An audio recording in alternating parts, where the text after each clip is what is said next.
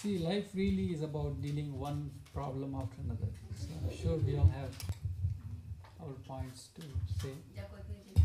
Before coming to United States, I thought if I come to US, all my problems will be solved. Because US is a rich country, lot of job opportunities, and I thought all my problems will be solved. But the problem started after I came here. Right, finding the right employer, finding the right job. And 2001, 2000 there was dot-com bubble. 2001, the September 11 attacks. So my vision, my assumption was wrong. So after coming here, my real problem started. So I'm still trying to deal with a lot of other problems. So what is a real problem in your opinion? What is actually this real problem? What is the real problem is, the way I understand is, try to keep things simple. Okay. So if you can keep things very simple, it will eliminate a lot of other problems. Okay, good So point. making things very complex is one of the problems, I think. All of you agree? Anybody disagree with this? Making life simple. How? For example, let's see. So Prabhuji feels the real problem is that we are trying to make things very sophisticated, not simple, very complex. Right? I agree with him, because trying to make things really complicated, very complex, not focusing on the real problem. We're trying to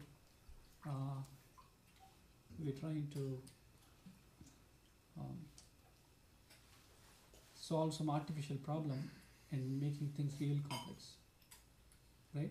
We all agree that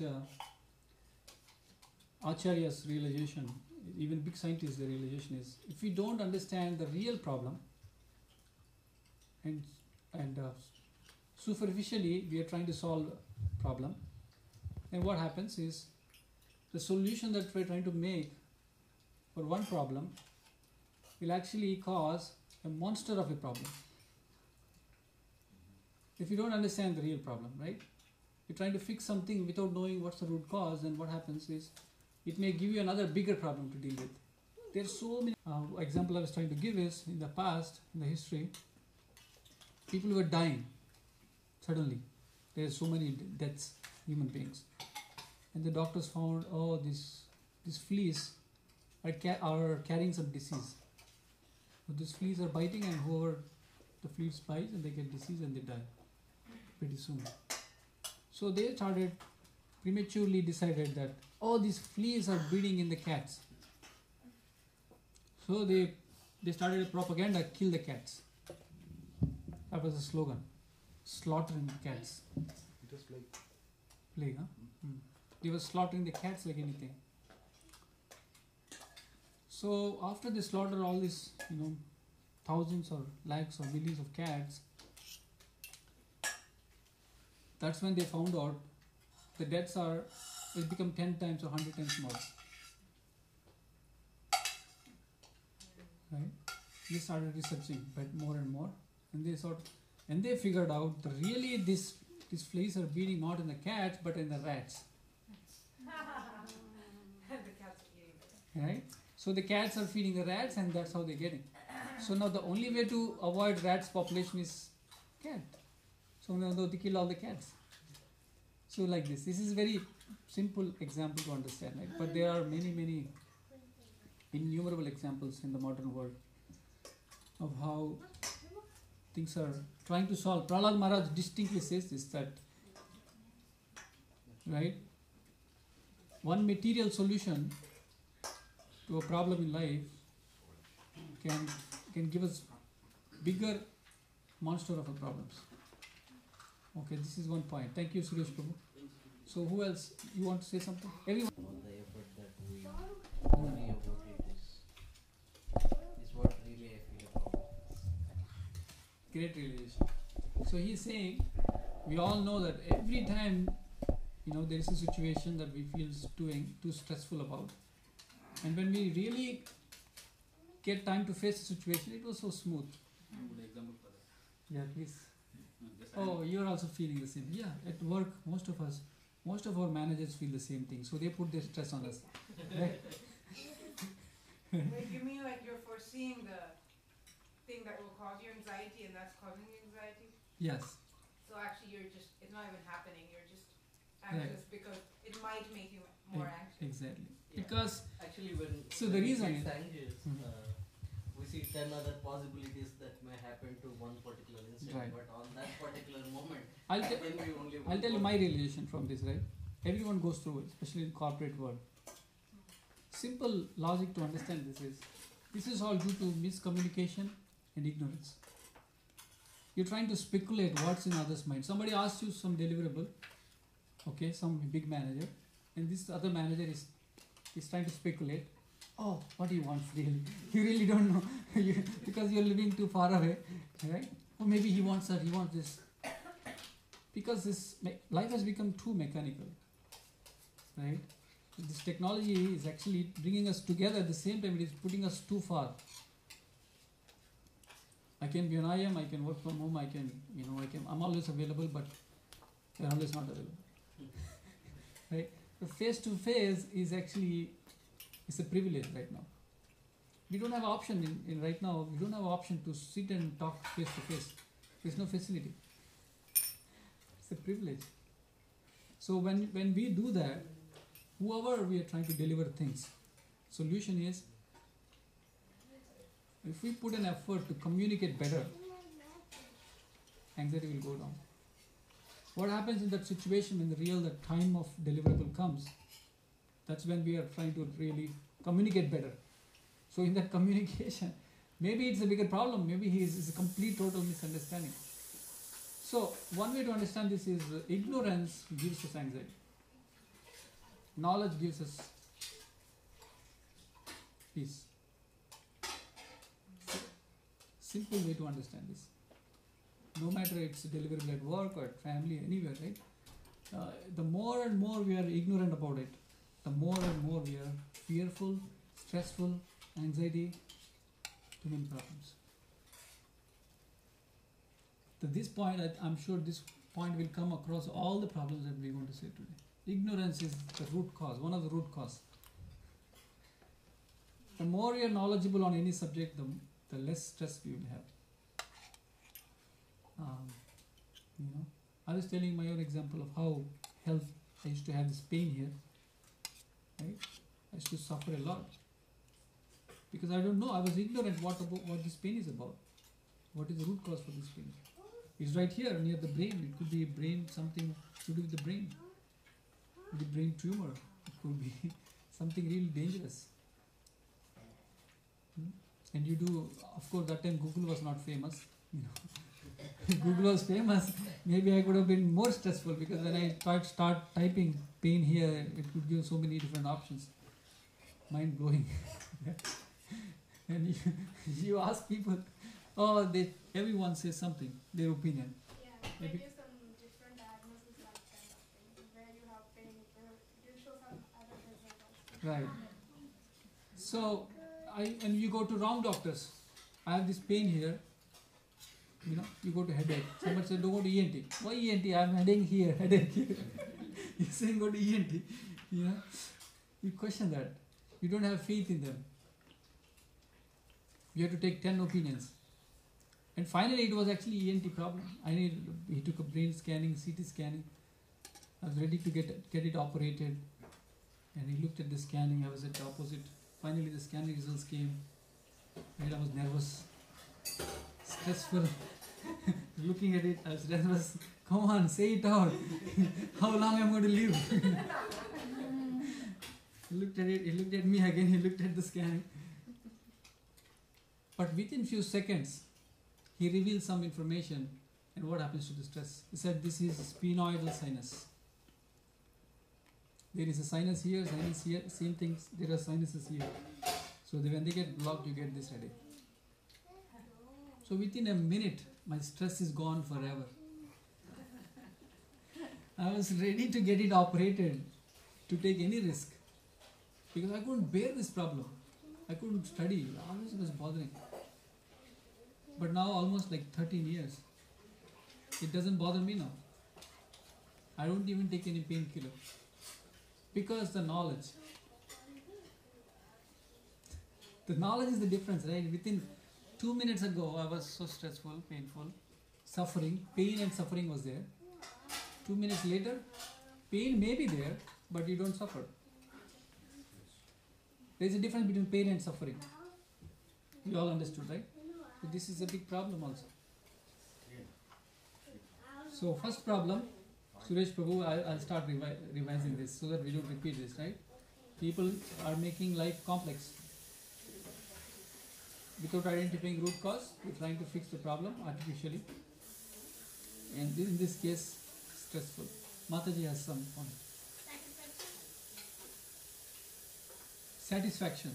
Lack of satisfaction? Is it the... Whatever you have, you have to satisfy. Oh, you're giving solution. Right now we are still in the phase of problem. The problem is that we're never satisfied. If right? you never You're not satisfied. Okay. never satisfied, you get more problems. That's your problem. That's the real problem. You say people are not getting satisfied. Right? As I said, in America, we think satisfied, and you come here and you're seeing more and more. Okay. So what is the root cause again? Why people are not getting satisfied? Because they'll expect more initially, Hmm. but finally they'll not get that much. Then they will not satisfy, obviously. Hmm. Finally they will depress. Hmm. They'll think that it will be a problem Hmm. with them or somebody or something. So it is creating a problem. Hmm. Okay. Any other point? Why we are not getting satisfied? Remember in the past few sessions we try to compare, contrast and complain. 3 C's, right? Okay. But let's try to understand root cause for this satisfaction also. What you said is right. But still, again, we have to understand what gives us the most satisfaction in this world. People have a wrong conception. People think money gives satisfaction. So what is our realization? What gives us real satisfaction? Loving exchange. Loving relationship. A loving exchange between mother and child gives both of them satisfaction. Wife and husband, lover and beloved, son and father, sisters, brothers, guru, disciple, right? Colleagues, manager and employer, employee. Never heard of this, right? Yes, in fact, that is everyone. See, if every one of us in this room feels that, and everyone in this, that our friends feel the same thing, then that means naturally. I was reading in news, something popped up. They did an international survey of who is the happiest country in the world, or the top 3. Times of India, it was saying India is one of the top 3. Wow. Mexicans, Indonesians and Indians, the most happiest people, top 3. Most suffering people, some of the rich countries. You see, this is statistics. Why they are happy still, Mexicans and Indians? We know, right? We know this is a lot of, because they have a family life. Because they still believe in relationships. That's why they're happy. So again, we discussed one of the topic where we talked about relationships in the internet age. We concluded that if we make the relationship very artificial just because we have the technology available and not make it personal, it's not going to help. And also we have so many problems, personality problems. It's hard to understand between even wife and husband many times, right? But we shouldn't try to get too much caught up in that. But our goal is try to develop a relationship with God. But he can match any personality in this world. He has no problem. When he was his Krishna, Rama, right? And not only God, but all the great acharyas, senior devotees, they can do the relatively same job. They can match the personality. They can make connections. So like this, and put God in the center, so everyone is connected to God, and the moment you start serving Him, He reciprocates to you, and He also reciprocates to your wife, and your son, your daughter, your father, your mother, so everyone feels happy. So we don't miss the goal. Anyway, we will touch this topic, summarize. Okay, any other point? Problems in your mind? Jai Prabhu, your turn. Feel free. I mean, it should be really. We should really open up our hearts. Genuinely, don't say for others. What you feel really is a problem, say it out and just argue and. Competition between the persons. Competition gives more stress than anything. Competition. We see somebody is progressing, we don't feel nice. This is how. We're jealous This of is them. how we will do. Let's understand the problems. I'll try to add if it is needed now, and then let's summarize everything. Try to understand the root cause. I will try to say what acharyas explain, how they explain, right, the root cause and things like that, and then we'll come back, address the same problems with the solution that the acharyas give us, and try to go back to each problem and see how the solution can fit in every problem. This is one solution, can fix all the problems. So that's the approach, okay? So she's saying competition. We all agree. Too much competition is a problem too. From childhood, right from the childhood, Mm. they face this problem. In schools, then college, then workplace, everywhere. So I would like to address this when we summarize. When I try to explain the acharyas, how they explain these problems are coming. But anything else? When relationship hurts, Right. like when we miss some close relationship, Mm. that causes big problems. Very true. The person who we love the most can hurt us the most. Also when we miss them, like Mm. either from the planet. Pain of separation. And there is something else connected to the same problem, right? When we miss them in the sense, because we are ignorant of where these, when especially somebody leaves the planet, when somebody dies, just because we are completely ignorant of where they are going, gives us so much of pain. And we start questioning this life, questioning the relationship, right? That gives us too much pain. Also, ignorance is connected. Everywhere ignorance is connected, right? Also in the same competition, because they don't know what's the purpose of life. Because we don't know what's the purpose of life, people try to expand. Let me address that right now. See, competition, right? What is competition? How does competition develops? Let's understand, right? When the kids are small, we discuss annamoy. Annamoy means they are only worried about food, sleep, annamoy. We don't see any kids very compassionate. How can I serve you? They won't ask, right? They simply cry. Huh? If they are hungry, then they start crying. So, but they are expanding this. So when they grow up, in the beginning they don't really love the mother. They're just demanding. That's really the case. But when they grow up, they start reciprocating. They start really loving the mother, and they expand this love to the brother, sister, family, father, mother, relatives, friends in the school, the society, and they extend this to the nation, humanity, the whole earth. So everyone is expanding their feelings of love. This is really the case with everyone, right? The problem is, if everyone expands in their own centers, in their own circles, what happens? Collides. This is called competition.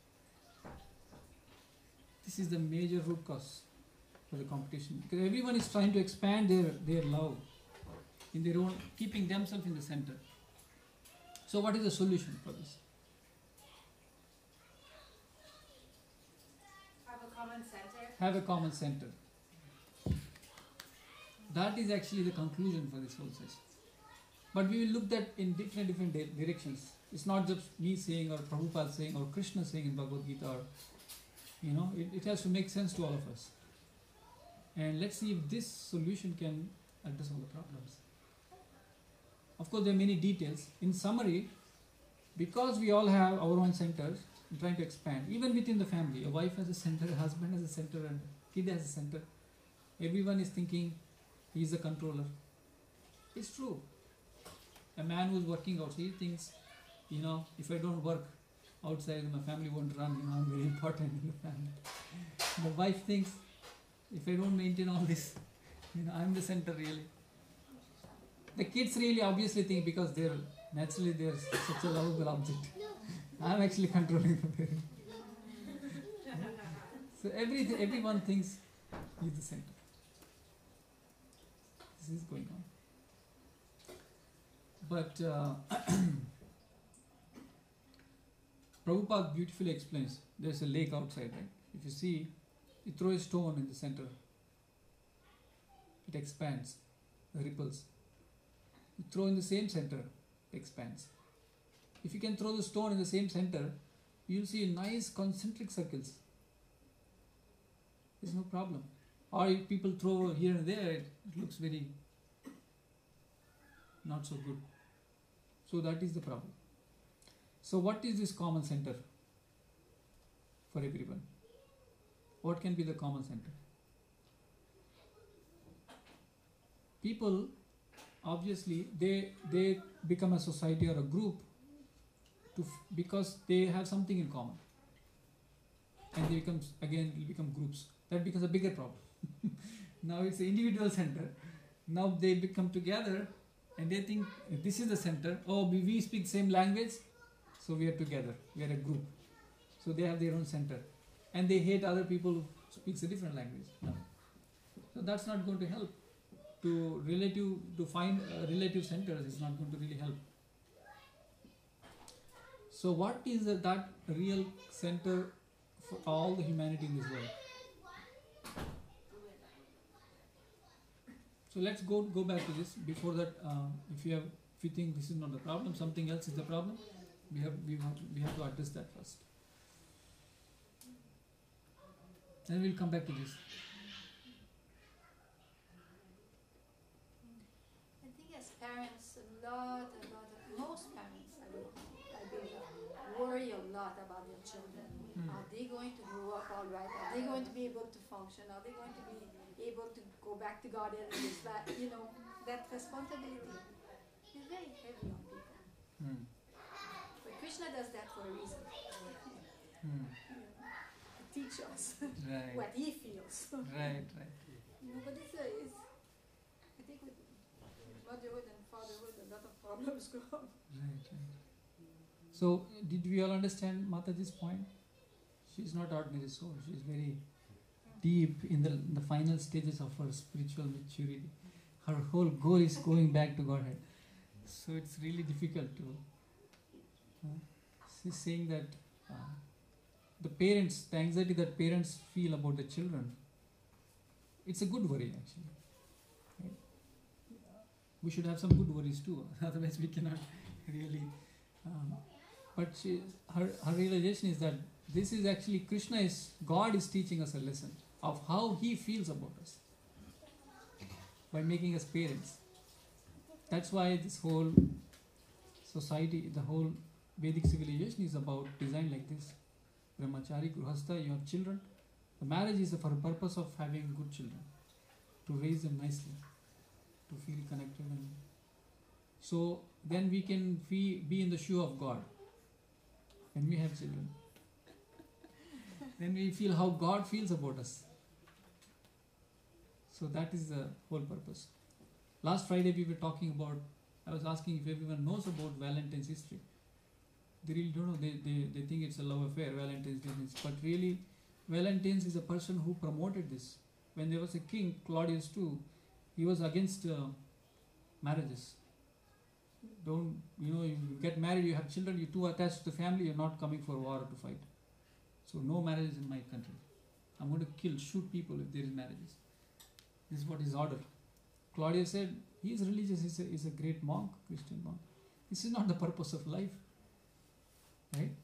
So he started ignoring the king and performing the ceremonies underground. Finally he was caught, there was a debate and he didn't surrender to the king. He was trying to convince the king, so he was killed. So this is Mataji's point. Thank you, Mataji. Jai Prabhu. I guess sometimes you have goals, ambitions, dreams that in your mind is obtainable, but in reality it doesn't turn out that way. Mm. So in your mind you can think you can do it, but when it comes to practicality, for whatever reason,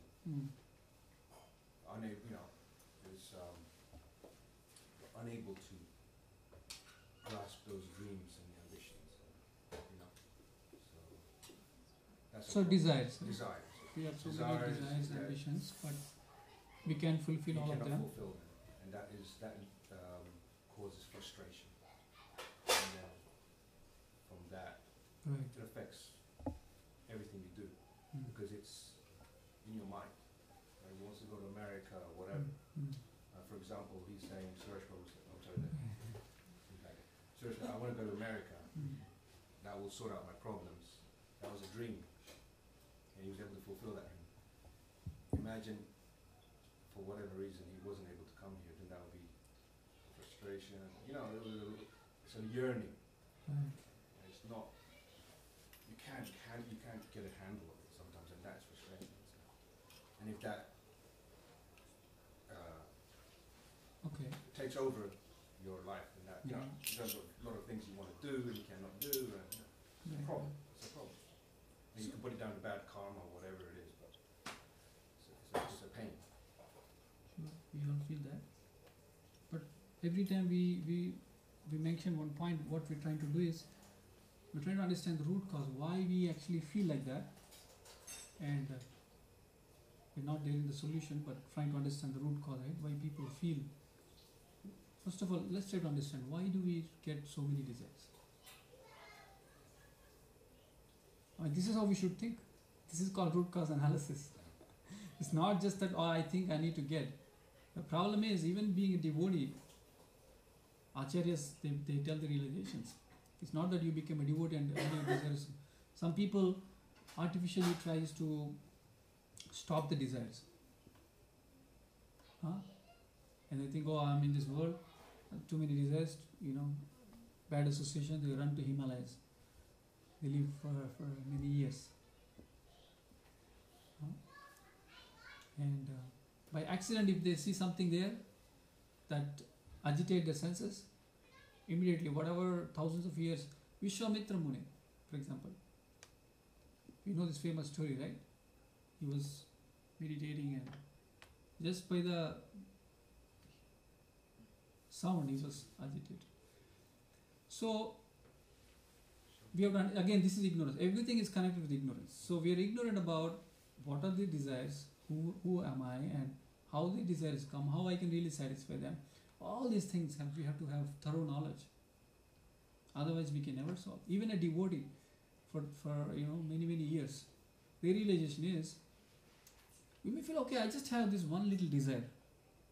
Let me satisfy this. It's really not this one desire. It's really not this one, the dolphin that flies on the top of the ocean that we see, right? We try to address one. There are unlimited fish in the ocean. There are unlimited desires. It's just not one desire. Basic knowledge. We think, that one is popping out right now, but that's not the end of the story. They're unlimited. So without knowing the root cause for why we develop these independent desires, we will never be able to satisfy all these desires. It's just not one. Right? So again, it's something to do with the knowledge. We're ignorant about the purpose of life. We think we are the body. we don't know what happens after death. We're simply ignorant. We're too busy to think about it. Too busy to think about it. There's a story of where a king was like this. He had too many things, going on, not taking care of the citizens properly. So there are many versions of these stories, but I'll make it very short. So he called a sage. Finally, thought he'll help him, but he was not listening to him. So a sage said, "I'm too busy. I can't really focus on what you're saying." So king said, "At least do one thing. You find a mad person in your kingdom, give him a stick, and make him go around measuring with the stick, and every month pay him some salary. And when he's about to retire, and find another bigger mad person and give him crazy." So king said, "Okay, that's easy." He found a crazy person. He said, "Okay, go measuring my kingdom, and you come back every month. I'll pay you for your maintenance." So the time comes and he has to find a better mad person. So he called him. "Now you've done your service. You find a mad person who is more worse than you. Hand over the stick to him, and I'll give you a pension for you." So he said, "Okay, thank you so much." But what happened? Sorry? Yeah. So the king has to. Meanwhile, king gets the news that he has to leave this planet because of the disease. So this mad person is asking, "Where are you going?" "Oh, it's all the chariots and everything's ready for you to go." So no, I can't take all of them. "Oh, are you taking food with you? Packed nice food?" No, I can't take. And he's like this. He keep on asking the king, "What are you taking with you? Are you taking care of yourself or not?" He said, "You mad fool! You can't understand. I can't take anything with me. I'm going to die." Then he gives the stick to king. "Okay, you're the crazy person." "What do you mean?" He said, "Yeah, you don't know where you're going, and you've been doing all this. You've been king to us, right? You know that you can't take all these things, and you've been." There are different versions of these stories, right? We all have these 4 wives. We said once, right? Everyone has 4 wives. Each one of us, even the ladies, has 4 wives. Okay, that means the way it works is we are attached to the last wife too much, like the king was. And then when king was really about to leave this planet, he asked her, "Can you come with me?" She said, "No." The second wife was beautiful wife, where the king wants to really show off for other meetings and kings. She said, "No, why should I come? I will have to marry other kings so I can take care of the kingdom." The third wife is very intelligent wife, where she always gives advice. And she replies, "No, I can come probably till the graveyard." And the last forgotten wife said, "In fact, I'm coming with you life after life." So this example is that each one of us, we means who are we? Are we the body, or how we are not the body? Because in the language we speak, in the common sense we use, in the Shastra, in the scientific knowledge, everywhere it is mentioned.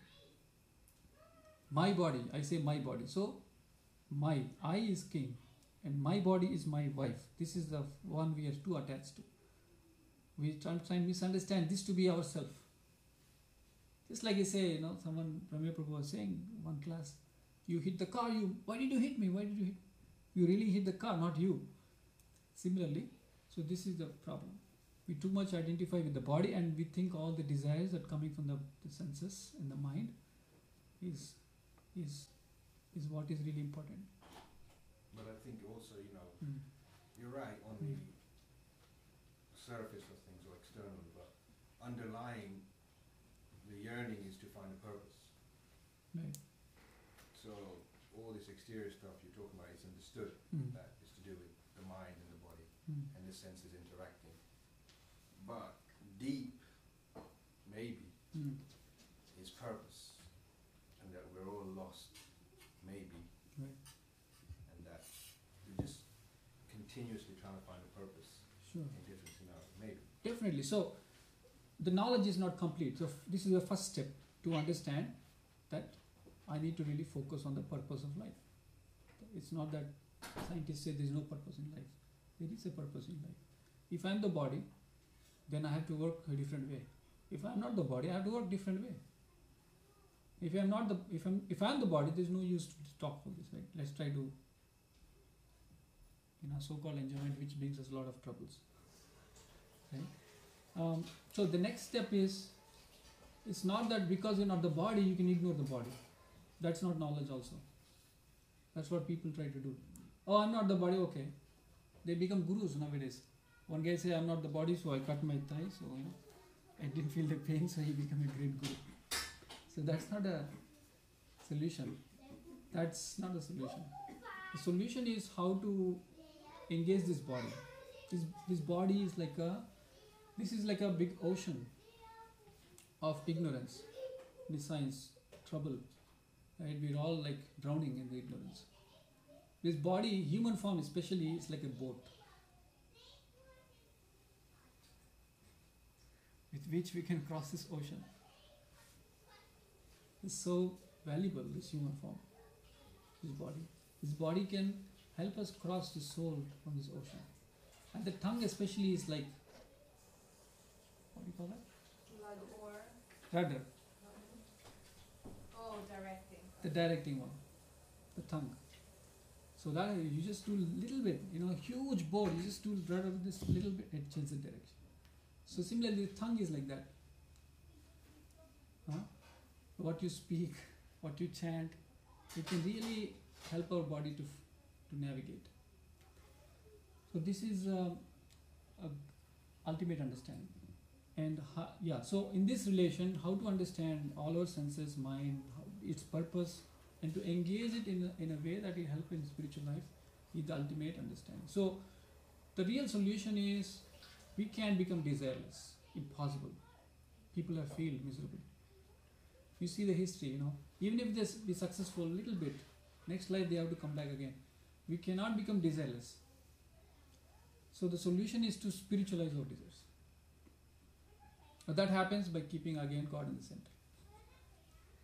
So we can never spiritualize our desires if we don't find a common center. At least start with ourselves, our family. Otherwise it's too difficult.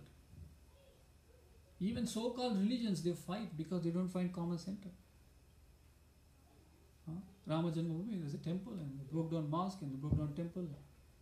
And even Jews and Christians, they have the same history. The Muslim broke down the church and the Christian built and everyone fight, but everyone says there is one God. Everyone says there is one God. See, even among religions, they don't try to see a common center. God is one. Prabhupada tried his hard to explain this. Krishna, Christ, all same. You be a better Christian, I'll be much happier. But just follow what Christ has told. Thou shalt not kill. Be a better Muslim. So really, we try to apply this. Finding a common center can really solve the problem. Knowledge, first is the ignorance is a problem. The solution is to find a common center. So we have to come out of the ignorance. And yes, the desires, we need proper direction. Guru, the sadhus, and try to spiritualize the desire. How this desire can help me cross over this. First we need to maintain. We need to have certain responsibility, duties. Yes, I have to take care of my family. All that is needed. Otherwise the knowledge is not incomplete. Trying to understand every, some people say, yes, see God in everyone. But that's not enough. Vaishnavas, Prabhupada taught us how to see God in every action. Not just in every person. In every action we should see God. So that is higher. So renouncing is not the solution. Renouncing desires is not a solution, or at the same time trying to fulfill all the desires is not a solution too. That verse is in Bhagavad Gita. It's Krishna says to Arjuna that these desires, just like rivers are flowing into the ocean, but the ocean is always still, right? It's not It doesn't overflow. Similarly, although you get unlimited desires, have unlimited desires, always be satisfied with this knowledge. That's what Krishna is advising. Right? Okay, so more. You didn't say anything, Prabhu. Say. Not to maintaining a proper timetable, whatever you want to do Ah. tomorrow or future. This is one more. Problem. I think you're trying to say root cause itself. No, it's a problem and also kind of a root cause for a lot of self-development failures. You know, we try to set some targets and we fail because we don't have a proper timetable. And okay, how do we solve this?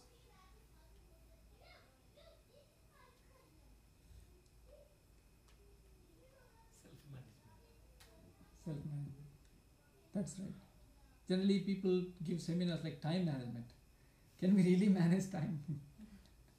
Time is the chakra of Vishnu. It is turning like that is the time. We can never manage time. We can only manage self. So to manage self means first we have to understand what is self. Right? We think the body is the self.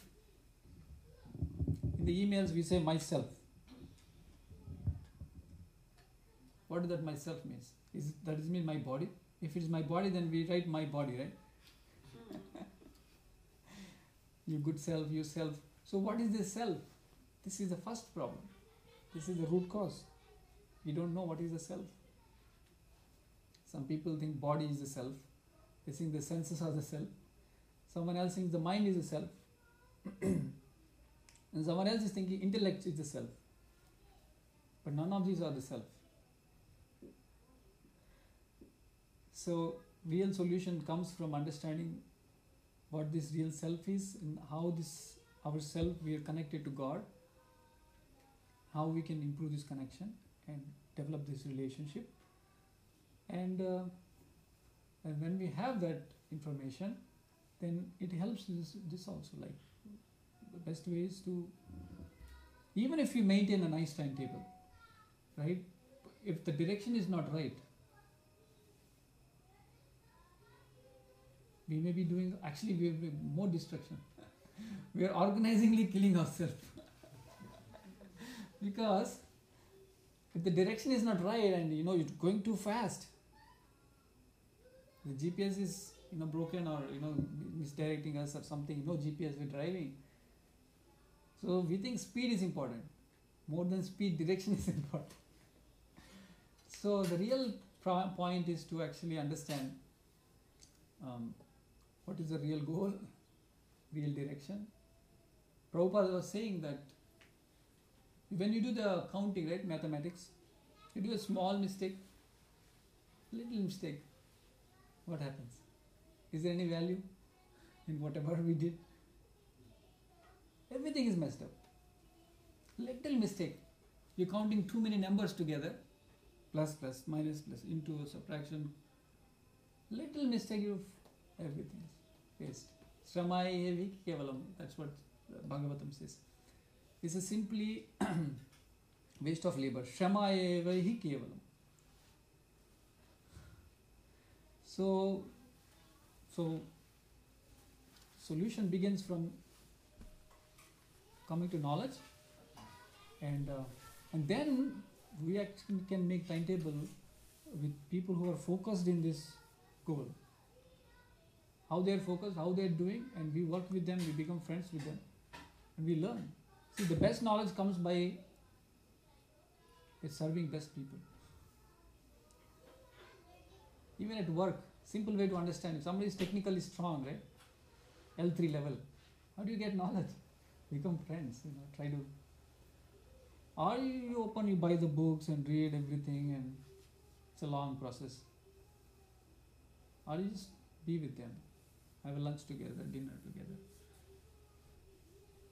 I have a friend, he did generally PhD, they go through a lot of, many years of research. One person was literally saying that 5 years he was trying to do, in 3 days he get chance to work with the Nobel laureate.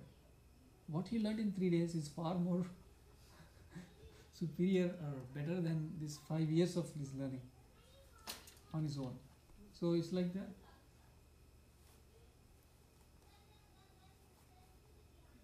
So I'm trying to summarize. If you have more points, you want to say something, Jyoti?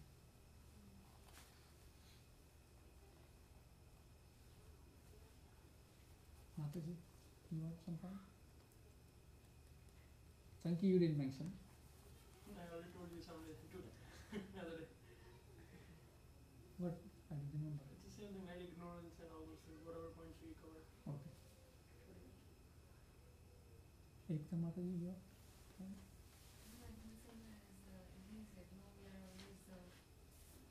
Missing our targets. Sometimes it's good miss, you know.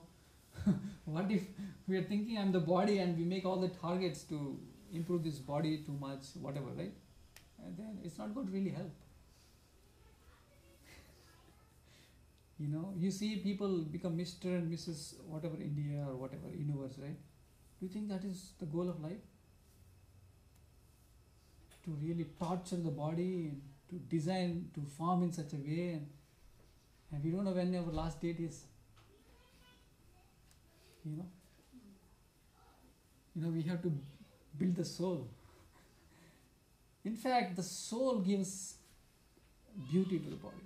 If we can take care of the soul, it's very simple to understand, right? By doing a lot of physical work, we don't feel sick and too much tired. But by having a mental pressure, your whole body gets really tired. I experience this too. I can run around so many things to do, right? But if you're reporting to somebody or you have to, out of a duty, you have to satisfy your guru or whoever, right? If there's a mental anxiety, you will get really tired. So the mind has so much power, and how much power the soul will have on the body. This body is simply a gloves on the soul. See, the gloves is made of certain ingredients, right? But it can fit many sizes. Similarly, what we really are is the soul. The soul is the one which is reflecting on the body, the personality. And also see the attractive also, right? We want to, generally people have targets on the body. But what makes people really attractive? In our own experience, right? It is not, it is relative. What really makes people attractive? Is it that one person, everyone agrees, okay, he is the best person on that? No, right? People have different tastes because of their different levels of consciousness. In olden days, in the Vedic times, even now intelligent people, knowledge can, of course, these 6 qualities what Krishna has can make us attractive. Why God is, the definition of God is He is the one who possesses all these 6 opulences in full. Knowledge, beauty, power, famous, renunciation, strength. But in olden days, knowledge, if you have a good soft heart and good nature, you become very attractive to everyone. Yeah. It's our qualities that makes us beautiful, like humility and things like that. And we were talking the other day, if you think really that we are not the body, if we are the soul, there is God, and we have to really start thinking, how do I make God attractive? Make myself attractive in the eyes of God. Is it just by bodybuilding? No. Okay. Is it by becoming rich? How does he care? How rich he is? Everything belongs to him. It's all about how pure we become and how humble we become. That's how we can really attract the Lord. Yeah. Alaya Mata, you have a point? Even if you don't have a point, just bring up some topic. It doesn't necessarily mean that. You can look at the world. It's not about our own problem. We are talking about, in general, real problem in the world. What our friends feel is a problem. Actually, I don't know how problem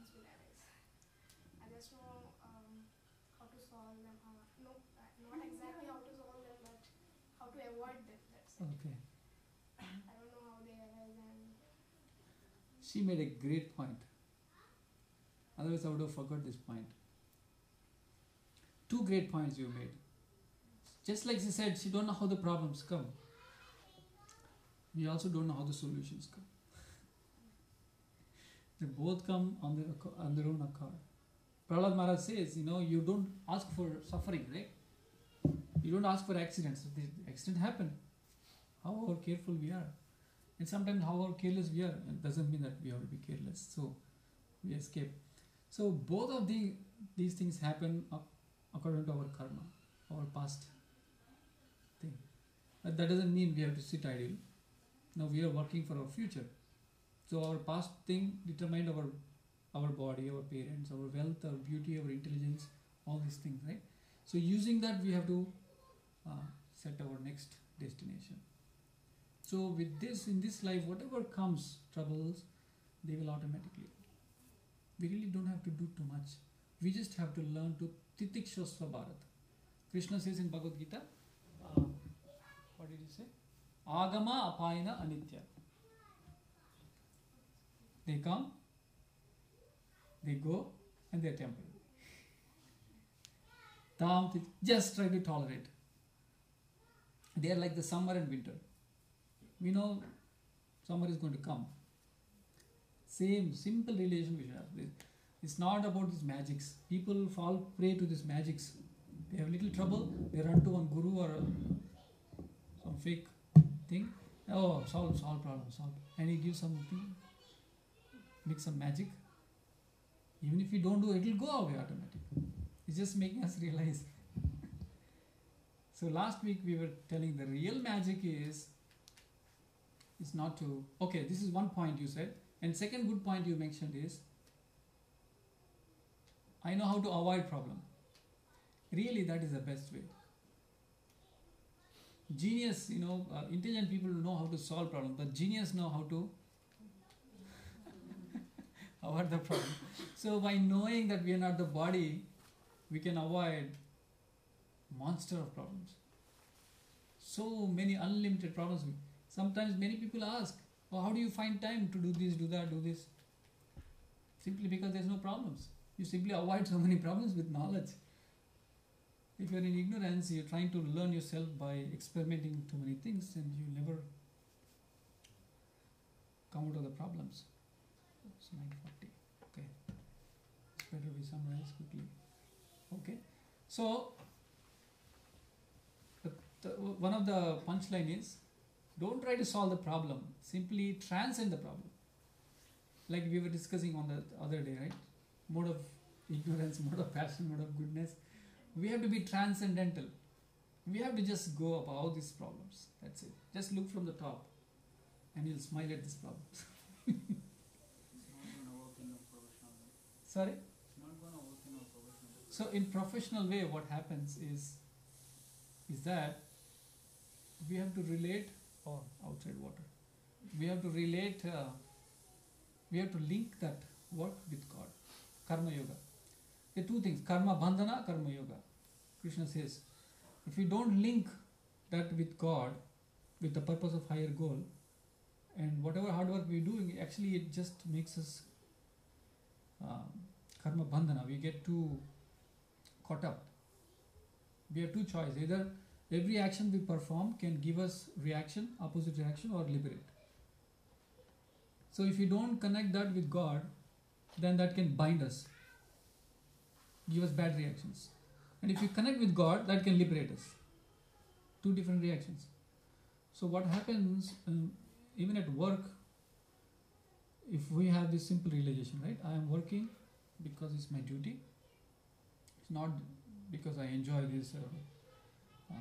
Karma yoga means, yes, you can enjoy this work also. Karma yoga means at least that we should think that the result of these actions I am doing, I am using to satisfy my dharma, take care of my family, and there is a certain percentage you can set. Certain percent I can help society, temple, understanding God, and certain percentage for saving, certain percentage for the maintenance. This is the duty we have to do. So if you simply think, okay, I am just doing my duty, And that consciousness can actually liberate us. You feel like you work more enthusiastically. We're not trying to escape, we want salary, that means we have to do our duty properly. But the next higher stage is with that consciousness, when we work for a few years and when we cultivate more and more knowledge, then what happens is we will come to a stage of bhakti yoga. There, we are not only detached from the result, but we will also get detached from the type of work we do. And we will only be attached to pleasing God. So let me clarify. In the beginning, we're all working because we think, I want to enjoy, right? I want to do this, invest there, invest here, and all these things.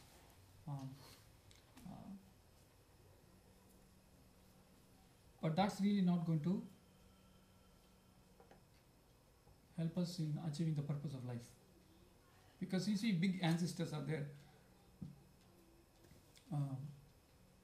It's not the goal is not about make a lot of property and die. Right? It's not that, and you don't know how that will be used by the next generation. The goal is, yes, I'm working for my own purification, because by working, what happens is we are getting realizations. By going through these problems, if we deal with these problems with knowledge, then we get new realization. That means we will not get into that trouble again. This whole working, marriage, children, everything is purifying us. Either you be a brahmachari at a guru ashram, or you are married and stay at home. Both are purification process. Equally powerful on the same platform. It all depends on what type of personality we are. So in that sense, if we work with that understanding, and that is not binding, that is liberating. That becomes karma yoga. It's the same as you doing some arati in the temple. Or it has the same effect. But if the consciousness is pure, okay, I'm doing this as a matter of duty, I'm not too attached to the result. Whatever may be the result, I will perform my duty. We should not take too personal things. So everything we have to see what I can learn from this. And when we get more and more knowledge, then we can raise to the platform of bhakti yoga. So at this time, karma yoga time, we may be attached to the type of work, certain type of work, because we enjoy doing certain type of work, right? After some time, we will be even transcend that level. We will be ready to any type of work. And God will give us this talent. It doesn't matter. Any type of work is fine, but as long as I am instrument in the hands of God for a better, higher reasons, we will be happy. What is it? Krishna says in Bhagavad Gita, work for work's sake.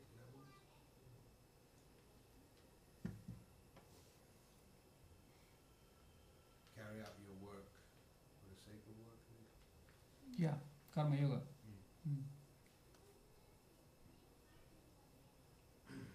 Okay. So if you have no other points, I'll try to summarize the whole thing. Nobody has any other points? Okay. Uma Mataji? You have a different angle or?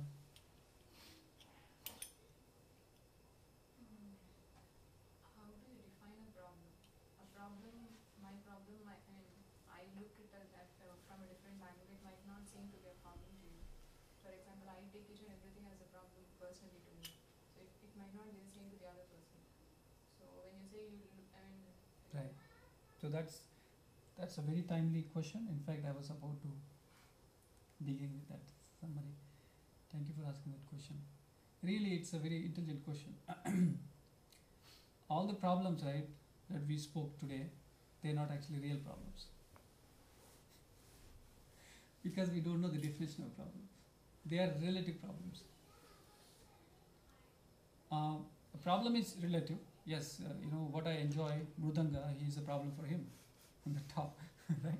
So one person's enjoyment is a problem to other in this material world. That's how it is designed. But the real problem is something which is common to everyone. No one wants it. They are forced to get it. And no one can escape it.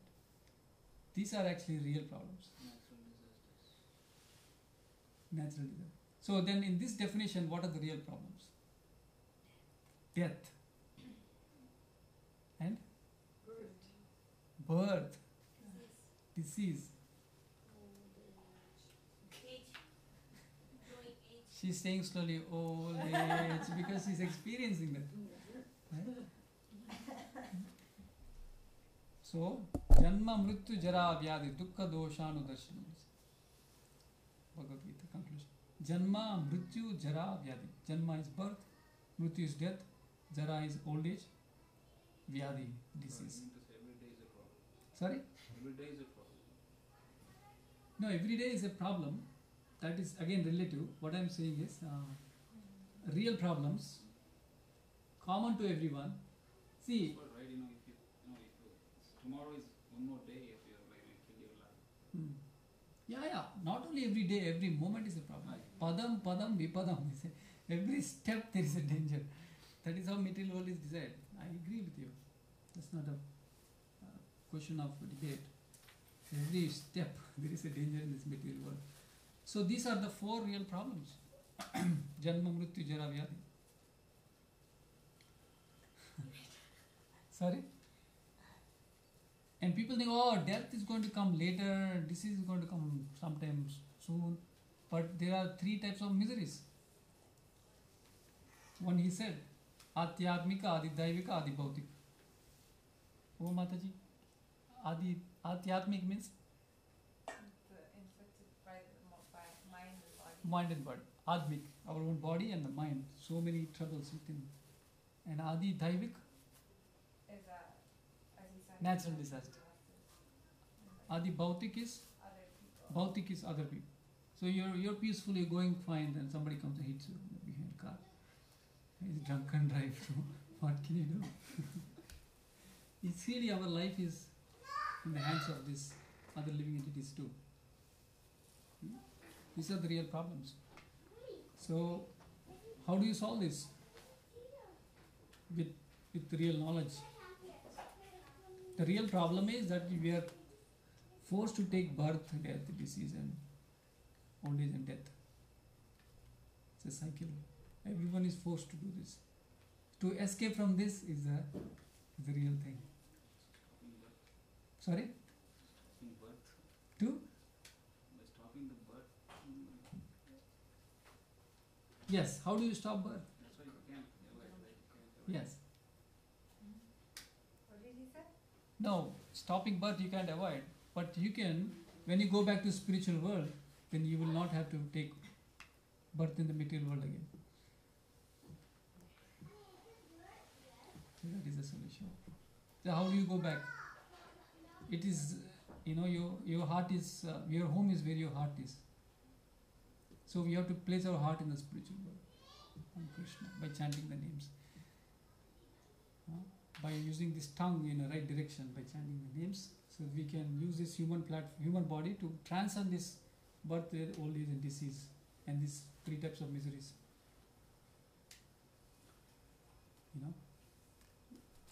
So, and all other problems people mention, they're relative. If you don't understand that these are the real problems and we don't understand the real solutions, then actually we will be part of the problem, not part of the solution. We'll be simply part of the problem. So many pollutions. Priyanka Gandhi, once she met one of our great Swamijis in ISKCON, Radhanath Swami, he was mentioning. She said, Swamiji, what are your movement trying to do about solving the ecology, this pollution, all this, saving the earth? So he responded that this is like you're doing cosmetic fixes. She was not happy with the answer. But he explained that so long there is a pollution in the mind and heart, you can't stop. You try to fix something and there's more garbage. So real solution is there's so much of pollution, right, everywhere. Water, air, land, everywhere there is pollution. So the real way, the first step should be to really clean the pollution in the heart and the mind. This is the real solution, he said. So the best way to clean up the heart and the mind is to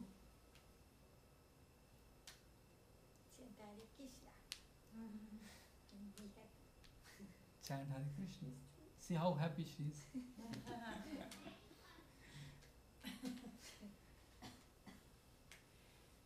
See how relationships we have. He came all the way from New Jersey.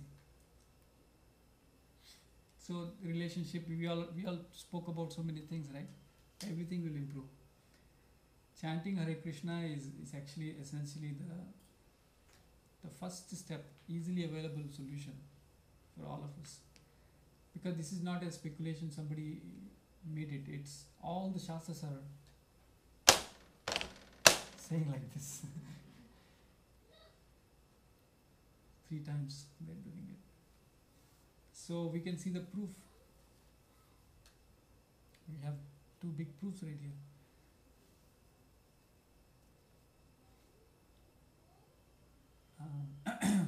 Otherwise, there are, this is a big topic, right? There are so many problems, so many different things.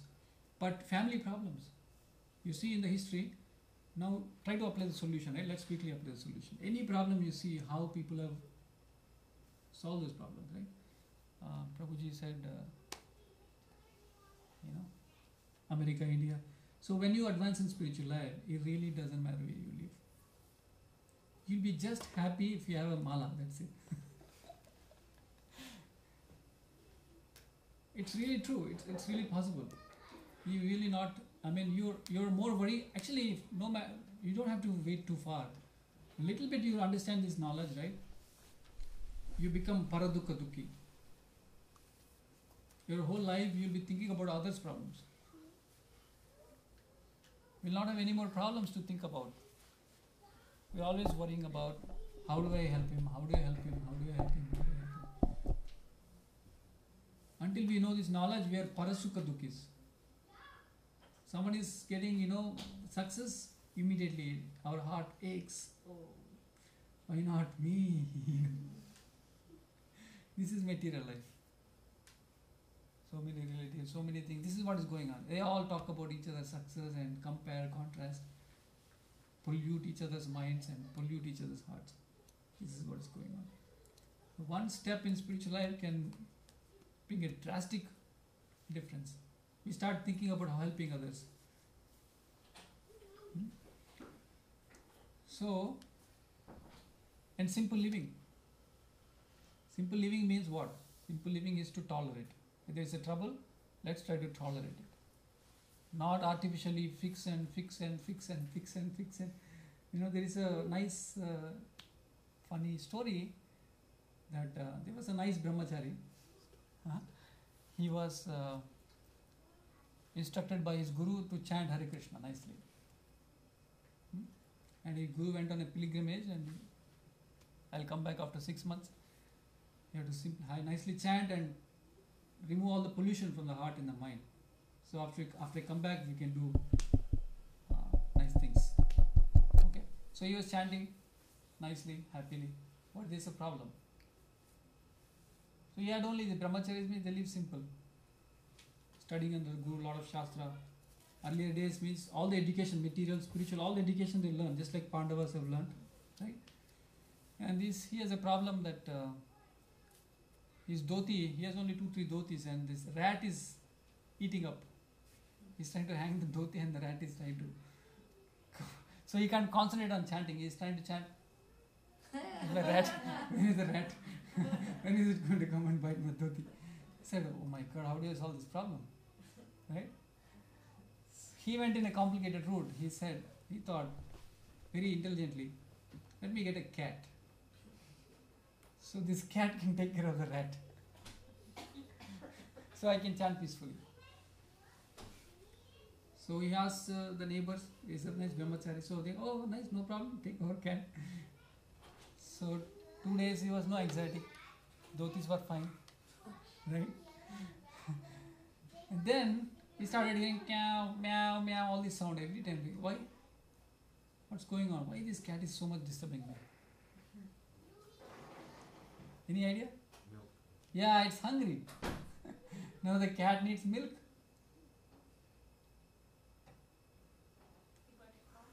So he was trying to borrow the milk, and it's not going to work. Every time I have to go and beg for milk. Let me get a cow so that the cow can give milk to the cat. So he got the cow, and the cow also feels hungry. He needs somebody to take care of the cow, calf, and now he needs farm to take care of the cow. Huh? So somebody donated the farm because he's a disciple of a great guru. So he's taking care, but it's too much trouble to maintain the farm. So he needs help now. He needs a wife.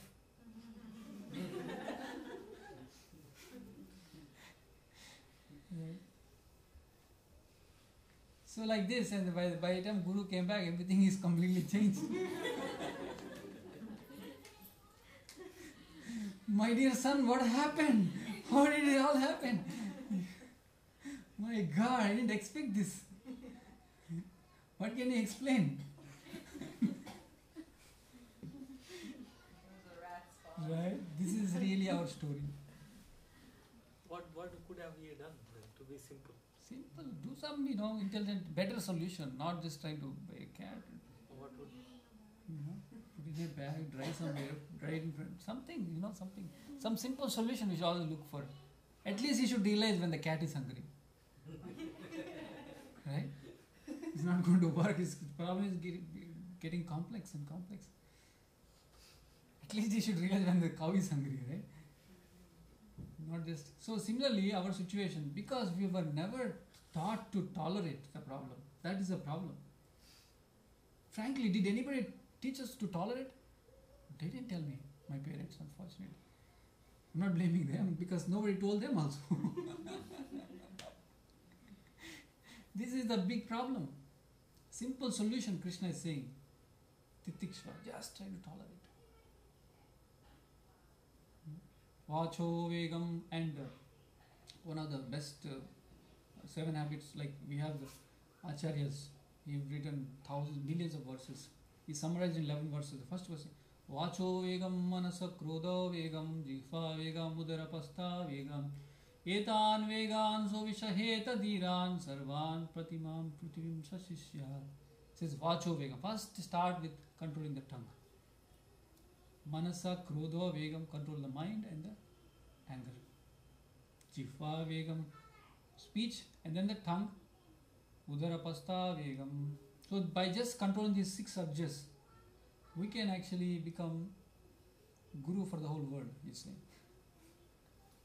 In the first verse, he's making us become guru of the entire world. Imagine the rest. Sorry? Yeah, what about the rest? In the rest 11 verses, he mentioned 3 times to associate with saintly people. So that's how fast he is elevating people. Just by controlling the tongue. So best way to engage the tongue is chanting. So I think we can take some questions. I think we discussed a lot. There are many nice points to talk about on this topic. Limited time. And I want to talk about this, right? Family problems, right? Pandavas is really family problem. What did they do? Simply take shelter of God. Dhruva Maharaj, small kid, family problem. He wants to just sit on the father's lap, and stepmother pushed him off. And Arjuna, problem, family problem. He had emotional terrorism going on in the mind. It's not about his current wars. You just don't know anyone, no relationship. You just kill them from far. He had to fight with his own guru who taught him how to everything, right? Own grandfather. So when this problem he had, what did he do? He simply took shelter. Karpanna dosho upahuta svabhava prachami tam dharma sammuda cheta. He started surrendering. I'm confused. I don't know what to do. I cannot fight. He started crying in the battlefield like a small child. Such a great warrior. Are we facing bigger problem than Arjuna? Are we forced to kill our own relatives? Are we, any one of us? Maybe we have to correct someone if they are too materialistic. Right?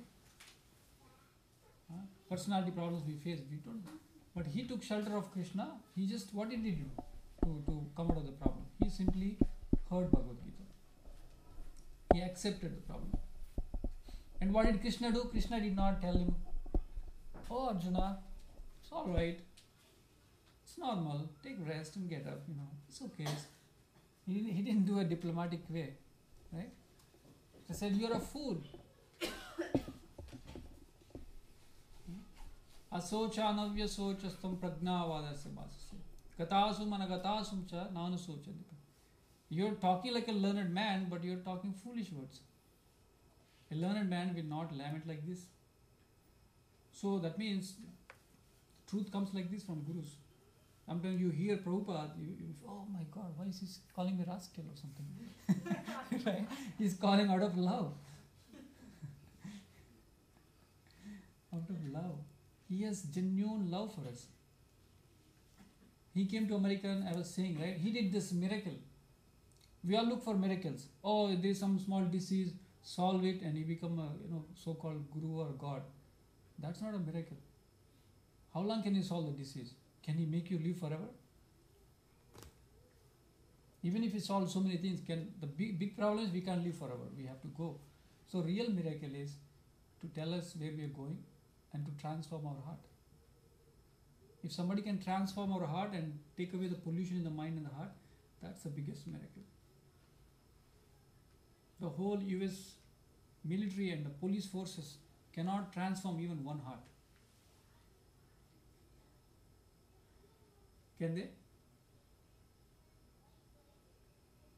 So, miracle is not about making some magics. Miracle is about how to transform our hearts.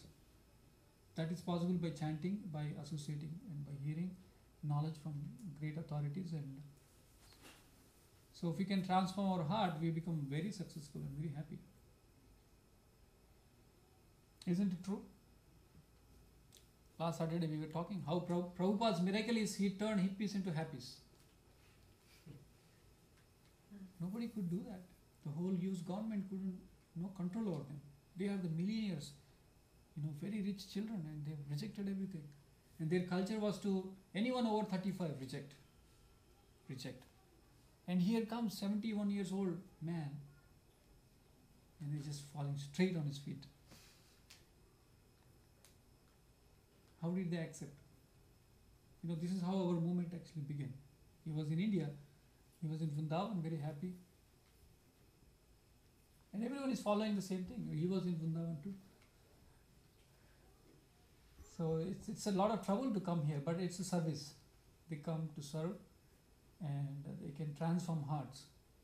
So this is a big miracle. Don't get too caught up with other miracles like giving some money and curing that, curing this. Yes, they can perform that also. It's not a problem.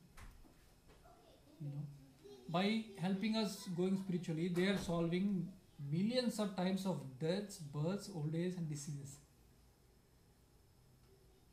Okay? Of course, if you don't do any effort, and one day the time will come, the material nature is designed in such a way that we will one day go, but they are so compassionate, they are so they cannot see us suffer many lives like this. So that's why they're coming and helping us. So real summary is, real conclusion is, there are many relative problems, there are many pollutions in the world, there are many problems, but the real problem is ignorance. The real problem is that everyone is trying to expand the circles with their own centers. So the real solution is we at least shouldn't be part of the problem. At least we should be part of the solution. So we can be part of the solution by trying to find a common center for our family members. At least that will solve the social family problems. And as much as possible, we should come out of the ignorance.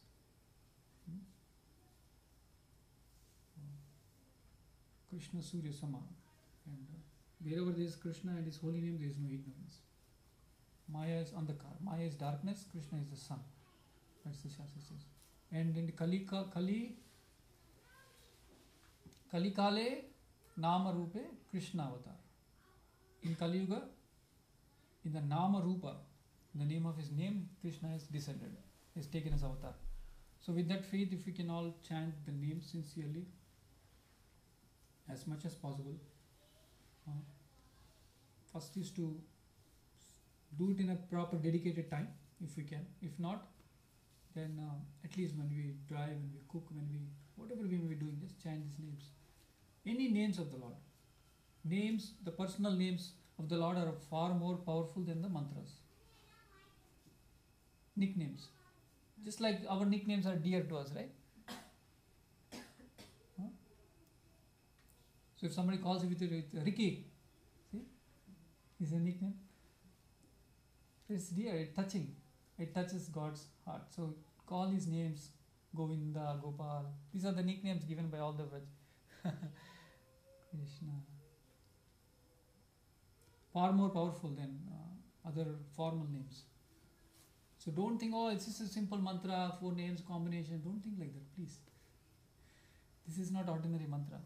This is so much of energies are invested in this mantra. Chaitanya Mahaprabhu personally, and we have not learnt about Chaitanya Mahaprabhu. I want to go systematically. I don't want to say certain things and create doubts in your mind.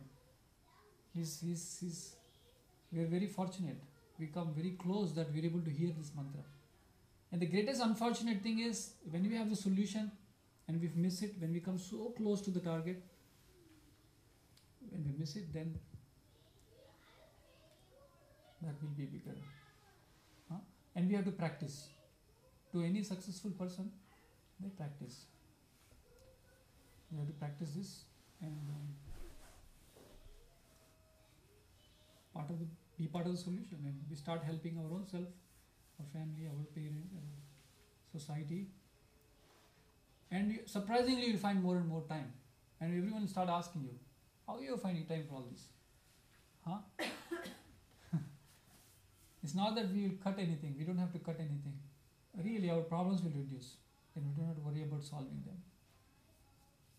Simply by disconnecting from people with too many problems, we'll solve a lot of problems too. Even that we need help. So we need a helping hand of happy people. It's called Tyaga. It's not easy to give up. We will be pulled into that. Okay, can we do the solution a little bit? 5 minutes? We speak a lot about the solution. Krishna, Hare Krishna.